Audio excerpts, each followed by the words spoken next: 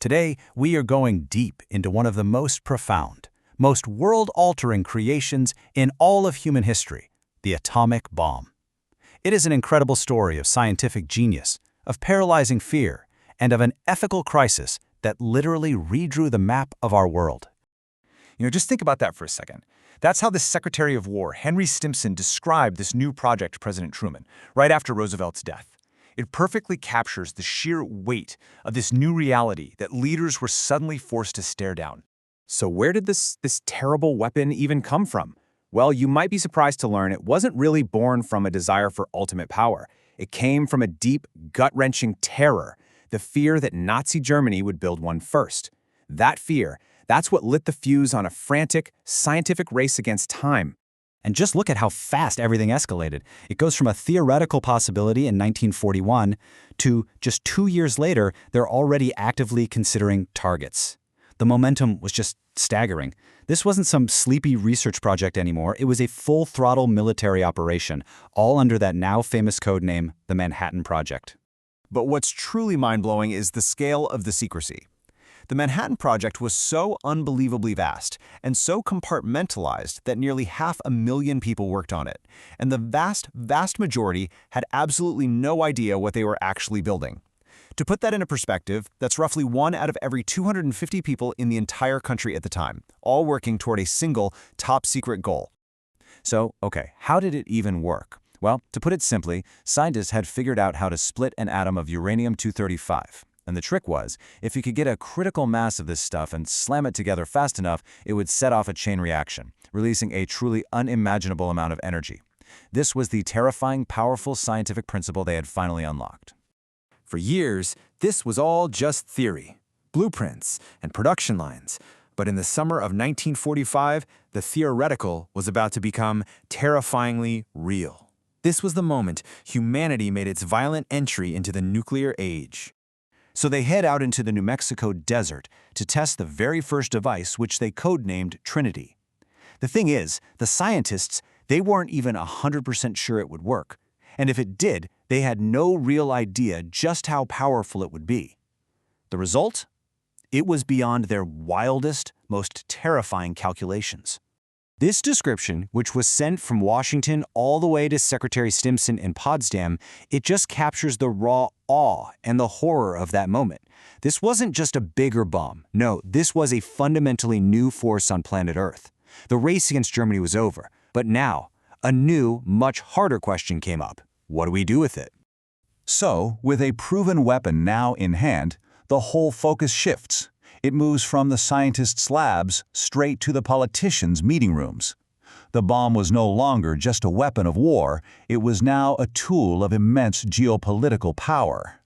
Can you imagine being Harry Truman? He inherits this project that's already hurtling towards its finish line. When he finally gets the full briefing, just days into his presidency, the assumption in the room was crystal clear. Germany was about to be defeated, so the target? Well, it was always expected to be Japan.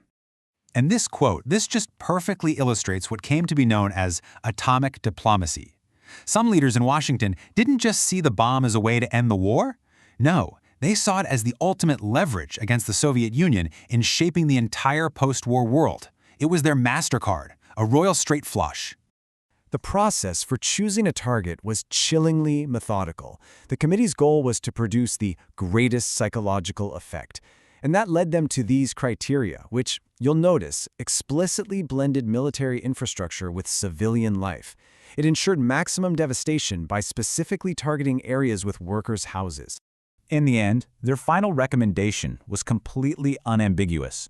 Use the bomb as soon as possible against a target that was both military and civilian, and do it without any warning whatsoever. That was the official position sent straight to President Truman. But inside the project itself, a kind of rebellion was brewing. A group of scientists, led by a man named James Franck, argued passionately against a surprise attack. See, they understood the long-term consequences. A terrifying nuclear arms race was inevitable. They pleaded for a demonstration first, show the world its power without having to take all those human lives. And that dissent wasn't just coming from the scientists. The Undersecretary of the Navy, Ralph Bard, he also broke ranks. He argued that a warning was absolutely essential for America's moral standing in the world. So you have this deep internal conflict happening, pitting military urgency against serious moral reservations. But despite all that dissent, the momentum to use the bomb was just too great.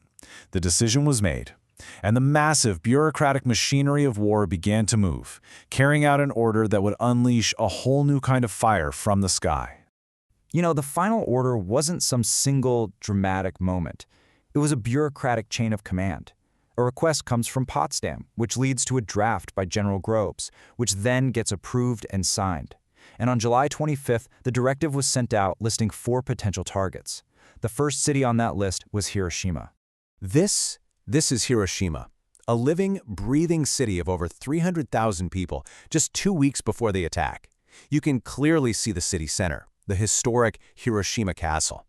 It was a major industrial and military hub, and it was deliberately left untouched by conventional bombing, specifically so it could serve as a pristine target for this new weapon.